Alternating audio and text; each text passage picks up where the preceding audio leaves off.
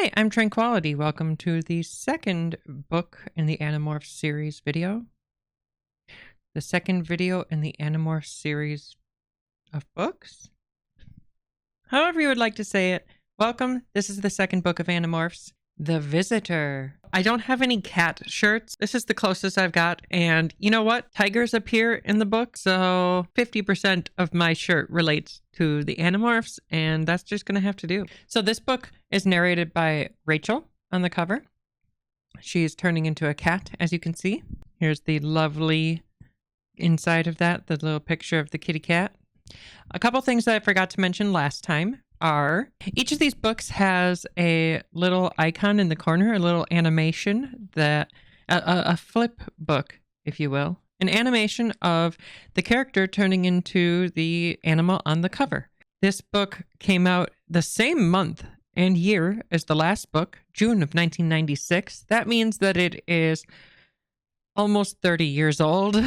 So yeah, unfortunately, I don't remember anything out of this book offhand. The title is not giving me anything. The animal on the cover is not doing anything for me. I mean, I remember the cover. It's a very distinct looking cover, but it's not anything that's going to jog my memory. A brief little intro to the series. What do we know? The Yeerks are taking over the Earth very slowly. Taxxons and Hork-Bajir are already enslaved aliens. Andalites are at war with the Yeerks. In the first book, an Andalite crash landed, I should say, in an abandoned construction site and gave our 5 children the ability to morph into animals that they can touch. More Andalites are coming to help defend the Earth because, you know, Andalites and Yeerks are at war, but it'll be some time. At least a year, we're told. There's one other Andalite, Visser 3, who is under a Yeerk control. He's a high-ranking Yeerk controller. Our 5 main cast, Jake, Marco, Cassie, Rachel, and Tobias, are somewhere around 7th or 8th grade. They're given the ability to morph by the Andalite Elfangor. It's morphin' time! Not like that. While they're in animal form, they can telepathically communicate. And that's also how the Andalites communicate. The kids tried to rescue people from a Yeerk pool in the last book. The Yeerks need to go to this pool to, rehydrate with special Kandrona arrays every 3 days. Or we're not entirely sure what happens, right? They just need to do it. It was underneath the school in a secret door in the janitor's closet. They managed to save one person, no one else, and basically they alerted the Yeerks to a resistance on Earth. The Yeerks think that it's Andalites because who else is going to be able to morph into animals? At the end of the book, Tobias was trapped as a hawk because you can't morph for more than 2 hours or you're going to be trapped in the form that you're in. So 4 of the main cast are still human. Well, I guess Tobias is a hawk, but human inside. Inside, he's people. So one of the things that I didn't really think about or touch on as I was talking about the last book was how similar this feels to Stargate and the Goa'uld. They're alien parasites who take over hosts, and I love that series. That's probably where I got a lot of the questions that I had in the last book of the Yeerks. Do they have full control? Are there willing or unwilling participants? Are there Yeerks who are unwilling participants and are basically resistance if they could be? Jumping into this book, a lot of the information is redundant in this book if you've read the first one. And what I mean is they repeat a lot of the same things in each book. Just some of the stuff is said in a way that you might have heard before. I'm kidding. They do actually repeat a lot of the same stuff. They give a lot of the same setting information. You know, Yeerks at war with the Andalites. We have the ability to morph. This is the character who's narrating this book. As the book goes on, they have conversations that relate to what happened last time. I think that's done so that you can pick up the series anywhere you want. I don't know why you would not pick it up at the beginning. They'll repeat the descriptions of aliens, the premise for each book. Rachel does say there are more than just Taxxons and Hork-Bajir and humans that the Yeerks have conquered. Well, they haven't conquered humans yet, but we've only seen those 3 so far, which makes me again wonder, why do they need humans? You know? If they've got all these other alien races, what do humans have? Opposable thumbs? So amazing? We're opposed to them. I wrote this early on, but I feel like Rachel uses very aggressive language, and I wonder if the others have their own like narrating style. She also mentions there's a Yeerk ship in orbit. Is nobody looking up at the sky, or do the Yeerks have like invisibility cloaking technology? I guess it's a pretty big space. Most things are written in the past tense. I still don't know if that means that these are written after the fact, after the war is over, after just the events of this book. I'm not sure. Rachel also emphasizes that there are 5 of them. Something I do remember from future books. That's why I question when in the future are these written? When is the timeline of when the author thought to add this new character? It's clearly not this book, right? Just a thing that like I know, and now you know, there's a 6th character at some point. But when does that character appear? And when did the author plan on introducing them? Those are my questions. So the book starts with all this exposition about the invasion, sets up the world in case you didn't read anything else. The kids are morphed into birds, and then Tobias is teaching Rachel how to dive. You know how hawks love diving. Maybe they do. What do I know? I'm not a birdologist. But Jake is a peregrine falcon, so he does know I know falcons dive. Rachel describes it as scary, but also way cool. They pull out of their dive that they were like training how to do and stuff. They realize that they're being fired at by some hunters with a rifle on the back of a truck in the middle of a field. They also note that they are still a few thousand feet up. And I have questions. I don't know much about birds. I don't know much about guns. What is the range of a rifle? Is it thousands and thousands of feet? How high do birds fly? Because they've been diving and they're still thousands of feet up. Other than that, makes sense to me. Shooting at bald eagles and stuff. Pfft, this is America, baby. They dive down into the woods nearby. They go through the woods, dodging all the trees and stuff, enter the clearing where the truck is, and Rachel steals the rifle out of the hands of the hunter, who's still looking up because he's not very bright. He's just looking up at the sky. He's like, I didn't see those birds diving into the woods. I don't know if he was south. She carries the rifle away as a bald eagle, and the hunters are just like, hey, that's my rifle. She takes the gun, eventually makes it to the coast, and drops it into the ocean. They must have been pretty near to the ocean at this point, but she drops it off into the ocean like a litterer that she is. They say, it's been almost 2 hours. We gotta unmorph. You can't morph for more than 2 hours, so let's get back to it. And I also have to wonder at this point, how do they know? What is their sense of time? Do they gain a better sense of time? Or are they just like, I think it's been about 2 hours now. I have zero sense of time. I would be so screwed. So they go into an abandoned church. That's where they started their morphing and unmorphing. Their clothes are there, but they did manage to like all figure out how to morph tights or leotards or really skin tight clothing like this. And here again, they're all talking about how cool it was that they could fly and all that. And more dated language, Jake says, it was so absolute. So Tobias is still a hawk. The rest of them morph back. And they're all like, oh, it was so cool. Wish we could be a bird all the time. Oh, no offense, Tobias. And then they got to go home and do their homework or like work on their extracurricular activities. Eventually their grades are going to slip and stuff, yeah? But also, here's where I was wondering, is nobody looking for Tobias? This kid just disappeared? And nobody noticed? I guess they did say that he comes from like a bit of a broken home and stuff like that, but like just a little bit of attention, you know? Like I have to imagine that a child missing out of school and a child missing at home would be something you notice eventually. So here they just exposit about the world as they're walking home, you know, in case you didn't read the first book. And they talk about how Visser 3 is the only Andalite who's a controller, which also makes me wonder, do the Yeerks they must have access to the memories in the brain that they're controlling. So did the Visser Andalite, did he not have anything interesting or important technology-wise that the Yeerks could use? What if he was a general and it's like, oh, here's the codes for our weapons or something? Like,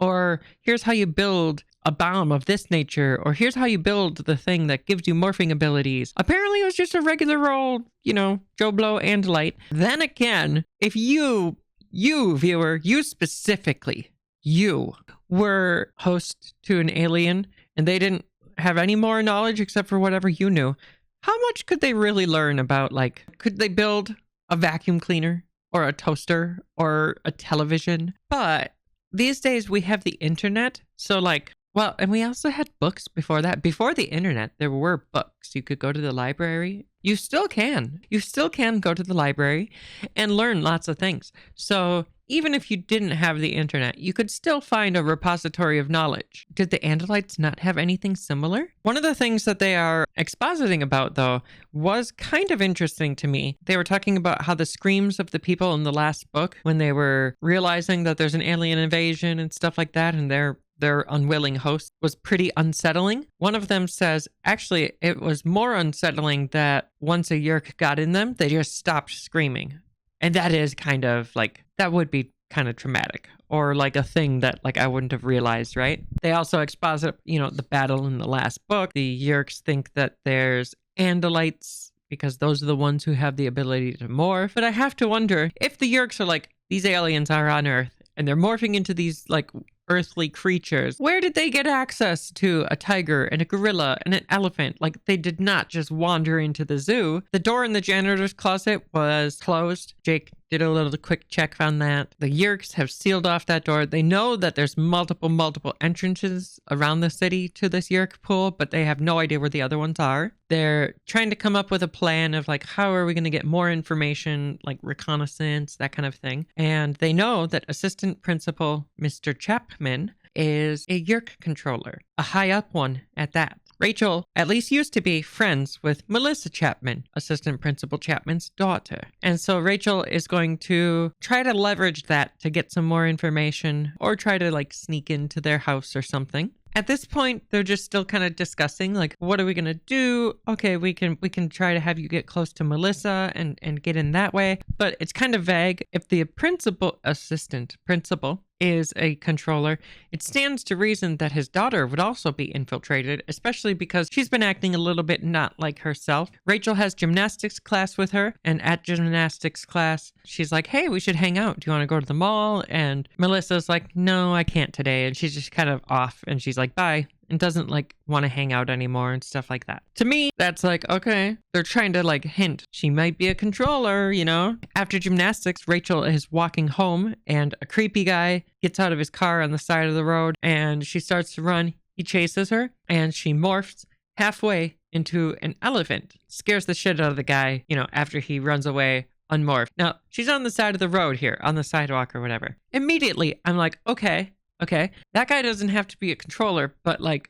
all he has to do is tell enough people, and eventually some controller is going to hear like, hey, this girl was turning into a monster in front of me and stuff like that, and like cover's blown. It was a pretty dumb idea, I think, of her to do that, but I mean, what are you going to do? Get abducted by humans?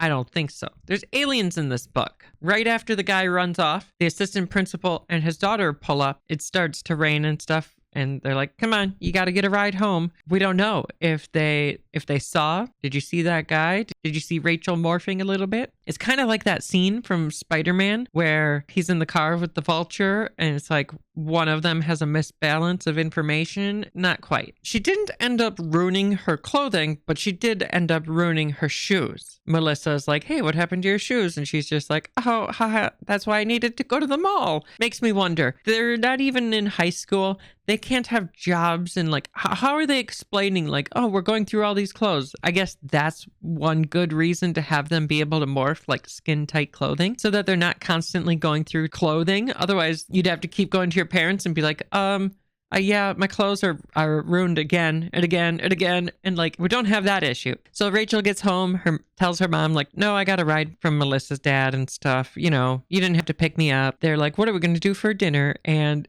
they have to order it on the phone. Could you imagine not having the internet to just order food at your leisure?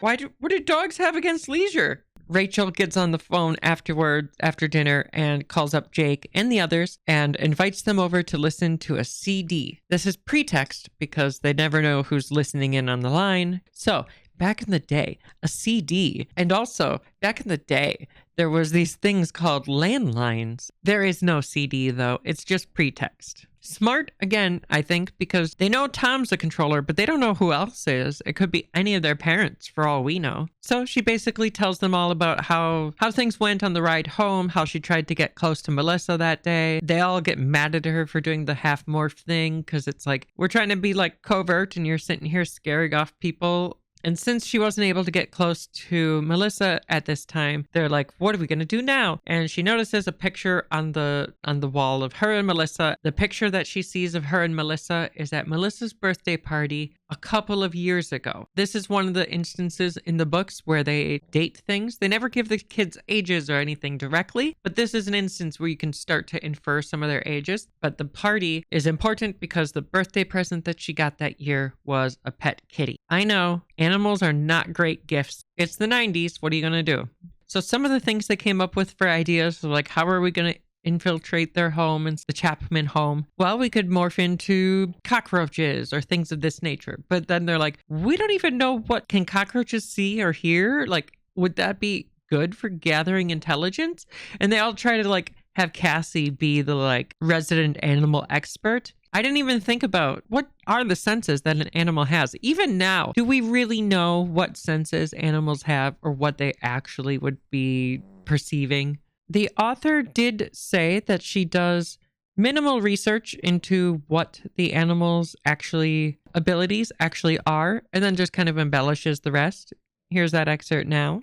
Anyways, all of this to say, they see the picture of Rachel at her friend's house, and she's got a pet kitty for her birthday a couple years ago. And the cat is named Fluffer McKitty.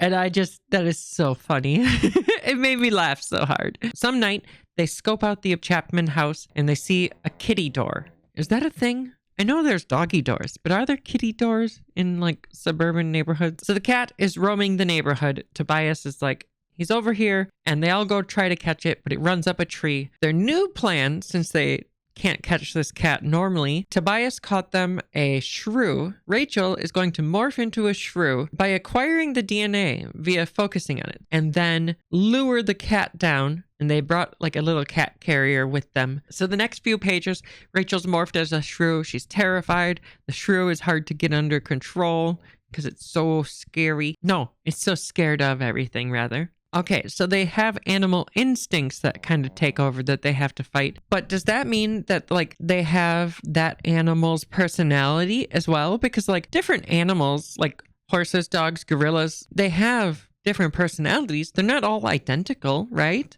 Or do they just get like some base instinct from an animal? Like, what does that even look like? I guess I don't really know how this works. Obviously, it's a book. I'm not supposed to be asking these questions. As a shrew, Rachel successfully manages to lure the cat down. They acquire the cat morph, and Rachel's like, I've got the most morphed now with my 4 animals, my cat and my shrew and my elephant and my bird. They wonder, is there a limit to how many animals they can morph? Elfangor didn't mention anything about a limit. There should be, right? Like there's got to be some limit, I guess, in what you can remember. What are the morphs that you can remember to recall? But even if it isn't, it's a form of technology. That would mean that like there's some sort of queue or like data structure holding, like here's all the DNAs, key value pairs of this DNA to this animal inside of you somewhere via this technology. And if there is a limit, is it like first in, first out? They get the cat morph and they decide that they're going to come back another night to infiltrate the Chapman place. Only Rachel gets the cat morph. And so then I'm wondering, why do they keep doing this like one at a time? They know there's a 2-hour limit. Why wouldn't they all take turns morphing into the cat so that they could spend more time inside the house? Maximum efficiency. So Rachel that night has a nightmare and throws up when she wakes up. She was dreaming about being a shrew, and her sister is like, Rachel, are you okay? Her sister has the clunkiest dialogue, and I quote, I know I'm just your little sister by 2 years, but you would tell me if something bad was happening to you, right? Is that how people talk? Is that how neurotypical people are talking? No wonder I don't know how to communicate with everyone. Makes me wonder, what if her dream was so vivid? Would Rachel or any of them end up accidentally morphing while they're sleeping or something? Or maybe they have to focus on it very, very intently and like, that could never happen. So the next morning on the bus, Jake checks in on Rachel and he's like, did you have a nightmare last night? And she's like, yeah, I did have a nightmare last night. They're not psychically linked or anything. He's just talking because he's like, yeah, when I morphed into that lizard, I had nightmares about being a lizard again. So somewhere in the brain, the animal resides, or their memories of it reside. Anyways, they get off the bus. Rachel goes and sees Melissa, who's like walking into school. She's clearly been crying recently, just acting off and stuff. And Rachel's like, I'm your friend, what's up? And she's just being all emo and stuff. And she's like, nobody's my friend anymore. And mom and dad are different. And you and no one likes me. I think it's probably puberty. I don't think they're trying to mislead us into her being a controller anymore at this point. I think that herring has sailed. It's been a few more nights. The kids finally have a chance to meet up and enact their plan to infiltrate the Chapman household. The next few pages are talking about like the animal instincts of a cat and how well they can see at night and how she feels powerful and confident and a little bit arrogant, but like sure of herself, right? The kids are all like, well, that's not great because Rachel has an attitude. Combine that with the cat's tude. So much 90s lingo. And they totally missed their chance to say catitude. They're talking in the way of like, Rachel, remember, you got to act like a normal cat. You can't be too sussy in there. That's a modern lingo. That won't date this video. She goes in through the kitty door of the house and she notices the Chapmans and the mom is acting weird, sitting in the kitchen in silence, cutting up vegetables for dinner or something in a kind of Stepford way. And then the dad is sitting in the living room, just sitting in the chair, staring into space in the Stepford kind of way. Melissa's upstairs doing her homework in her room. She says it's kind of weird that the like mom is sitting in the kitchen cutting up vegetables in silence and stuff, but like maybe they just don't need background noise like those of us with ADHD need. Maybe they just can be a little bit mindful like that. She notices a clock on the mantle and it says that it's just about 8 o'clock. That means that she has until 9:45 to unmorph. If this took all the time, she takes the full 2 hours. It's going to be 9:45 before she gets like done on her spy mission. Who knows how long it's going to take her to get home? Are none of the parents wondering where their children are? Mr. Chapman gets up from his silent sitting in the living room and walks to the basement door and starts going down. She starts following Chapman and I wonder, she doesn't have a collar on or anything, right? Because she's not their actual pet cat. Do they not have a collar on their cat? She follows him into the basement. We also get a little bit more of the lore of the world of there's limits to the reach of their telepathy thought speech because Tobias as his hawk is talking to Rachel the whole time in their thought speeches. Even though they can't see each other, I guess they just kind of know they're there to where to direct the thoughts to. When she goes into the basement, she's too far. She's out of reach of wherever Tobias is. And so there is a limit. Once they're in the basement, the assistant principal uses a key, unlocks a door, and behind that door, there's another door. This one he unlocks with a hand scanner. She sneaks in at the last second, and in this room, there's a console or something and a hologram maker, and Visser 3 appears for a meeting with Mr. Chapman. I just have to again wonder, how are they getting so lucky that they can just every time they morph and try to spy on this guy, he does exactly what they need him to do to get more information. The Chapman controller says that he is NS226 of the Sulpniar pool. So it makes me wonder, are they just numbered? I'm Yerk 1, Yerk 2, Yerk 3. We have no idea what this actually means. He's basically meeting to report with the Visser. No luck finding those Andalite rogues yet. The Visser is mad that there's no progress. He can't have this. It's unacceptable that there's no progress yet. Because he told the Council of 13 that he destroyed all the Andalites and there's none here. And what if they find out that there is definitely some here or some resistance here? The Visser and Chapman notice Rachel as a cat, and Visser's like, what the hell is that thing? The assistant principal is like, it's a cat. And the Visser's like, kill it. It's probably an Andalite. kill it. I think that's pretty clever of him. Chapman is like, well, it's just a pet cat. Why would I kill the pet cat? And so the Visser strikes his tail at the cat, and the cat claws at it, but it's a hologram, so like nothing happens. And the Visser's like, haha, silly cat. I'm so big and you're so small and you're not even scared. He also says, important information. That's why I'm telling you this. What a shame that this is too small of a creature for a host. It would make a great host. So there's limits to how small of creatures they can inhabit. But also, they could totally inhabit animals. And he would take over cats. They don't even have opposable thumbs. They have just posable thumbs. Their thumbs are compliant. I don't know. But maybe there's also upper bounds for like how big of a creature they can take over as well. Like they take over whales. Anyways, he's like, you should probably still kill it, okay? Chapman's like, it's pretty frowned upon in the human world to just go around killing cats. And I'm trying not to blow my cover, remember? He's like, you know what happened to my last lieutenant who failed me. Shows a replay, a video of what happened to the last person. And this big purpley worm thing sucks the yerk right out of the person's head and eats it. So Chapman goes back upstairs, tells the mom, who's also a controller, right, what the orders are. Find the Andalites.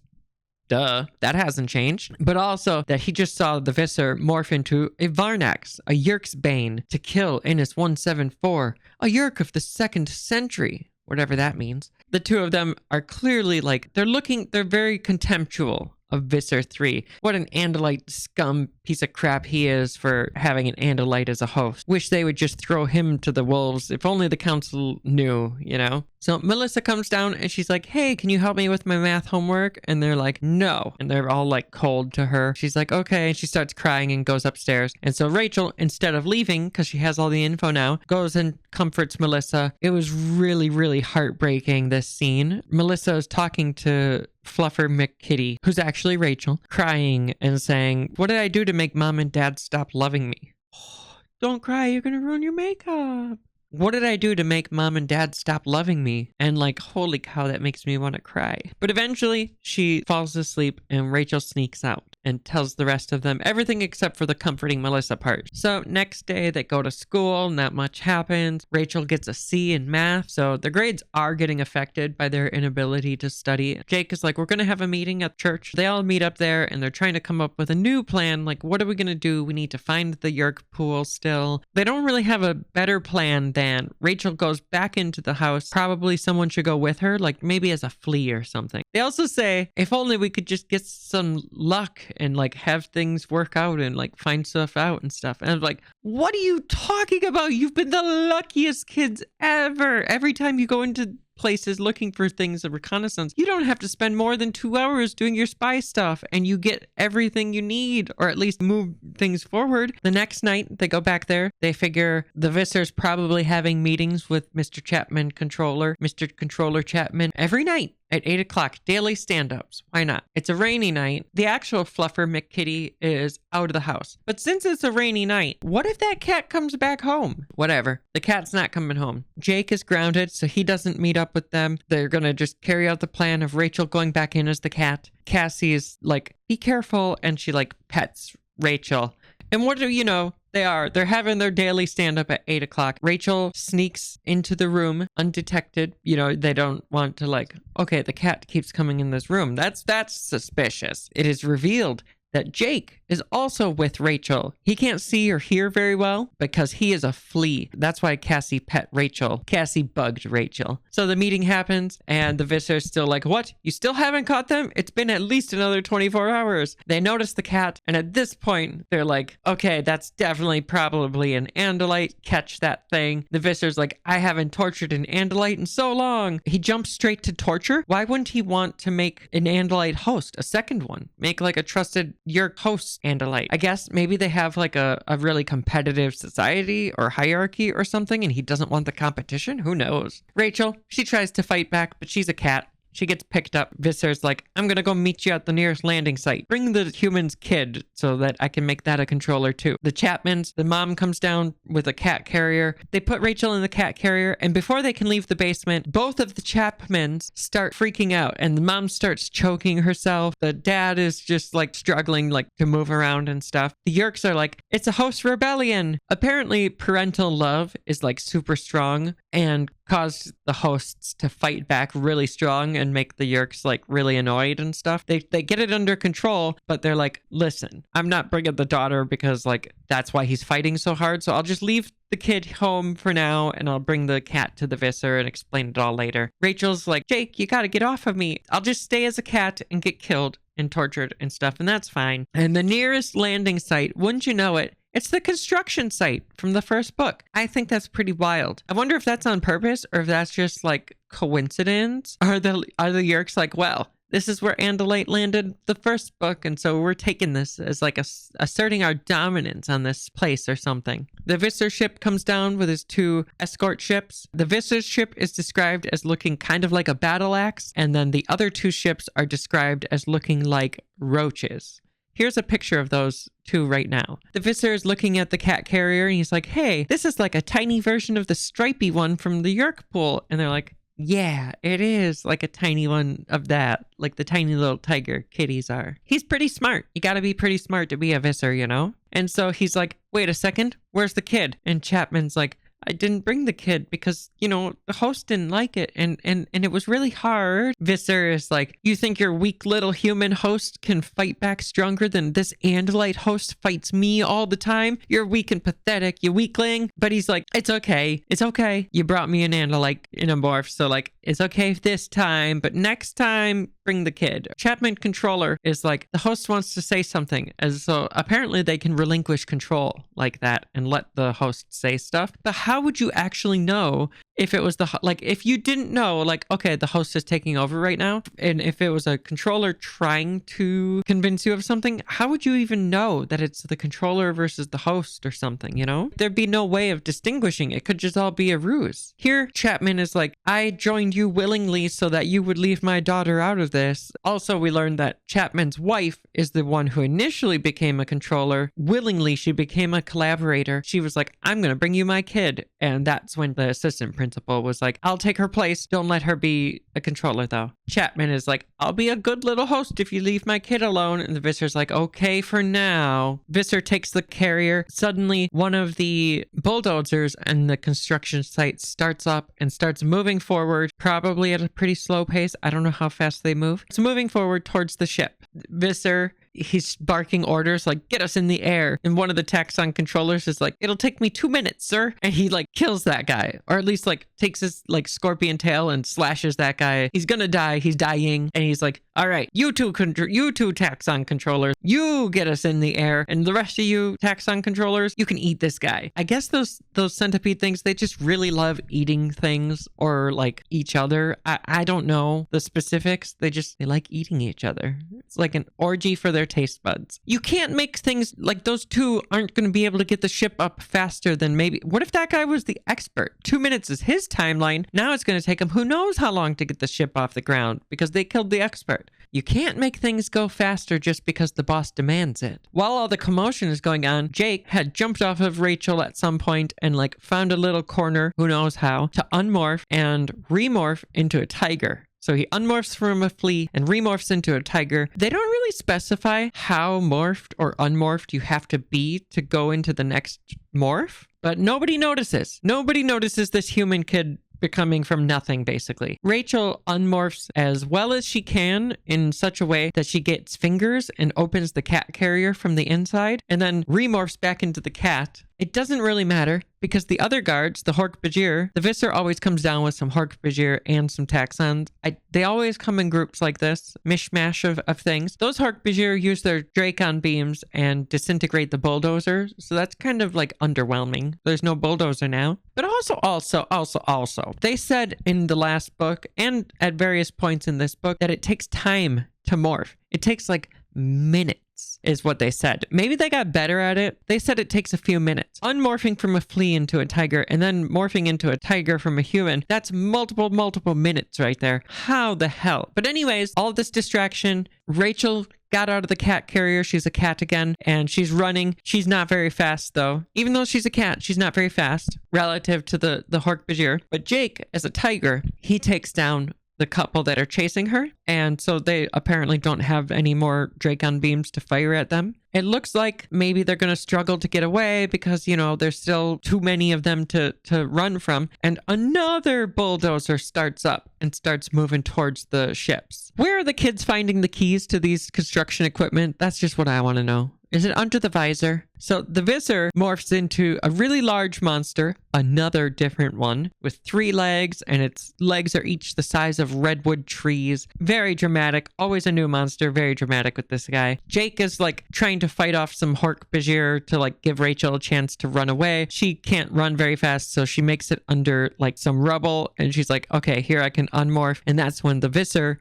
in his new big giant body starts like taking down the walls around her and stuff, and it's like, you can't get away from me. And once you know it, he gets distracted because the bulldozer runs into one of the ships and blows it up. It must have been filled with gasoline or explosives, I guess. But why didn't any of the other guards go, hey, let's vaporize this thing too? Very inept. If the visor doesn't command it, they don't take any initiative, I guess. Rachel takes this moment where he's like distracted by the explosion, runs, and Tobias, as his hawk, picks up the cat and like flies as best as he can away. Jake runs away as his tiger. He gets away. And the visor is having a little tantrum, a little meltdown, killing his own minions. As a big monster, he's just like, smash, smash. It's like, who wants to work for this guy? Every time he doesn't get his way, he just starts killing people. He's like Kylo Ren, only worse. He's killing more of his own people than our protagonists do. Everyone gets away, and it's just kind of yada yada. Now it's next week, and Rachel sees Melissa at gymnastics class, and she had printed a note on her word processor. It tells Melissa that her father loves her more than she could ever know. And that's the end of the book. The kids are meeting up at Rachel's house after gymnastics and that day. It just is like, well, that was that story. Until next time. What are my thoughts on this one? They're lucky as hell. They just constantly are able to get the information that they need when they go on their reconnaissance missions. They constantly are not injured in any battles, even though the enemies have like laser weapons, basically. The writing style, I noticed that when the book wants to, it does a really good job of like building tension. So when there's a scene where like a lot of things are happening, it seems like the writing during those parts uses like shorter sentences and more fast-paced language to get that feeling. But then there's also lots of scenes that are like really short or feel a little bit rushed or like yada yada, and now we're all home again. So like there's a good mix of both, I guess. Overall, good time still. More world building has happened. The Yeerks don't have like full control of their host. The hosts never win, but it does like, it could happen. And it's like, well, if they fight back when I'm in the middle of like a PTA conference, in the case of the principal, the assistant principal, you know, that could look weird. We know that the Yeerks have communication technology, like hologram communication technology. We know that there's a Yeerk council, so there's some level of bureaucracy to go with the Visser titles. Yeah, that's about it for this book. Feel free to comment anything that you think I would have missed or like anything you did enjoy. Feel free to subscribe. I'm planning on coming out with these hopefully every week, but you know, that's pretty ambitious for me. But I hope to come out with these videos pretty regularly, especially since the books aren't terribly long. Thanks for listening. See you next time.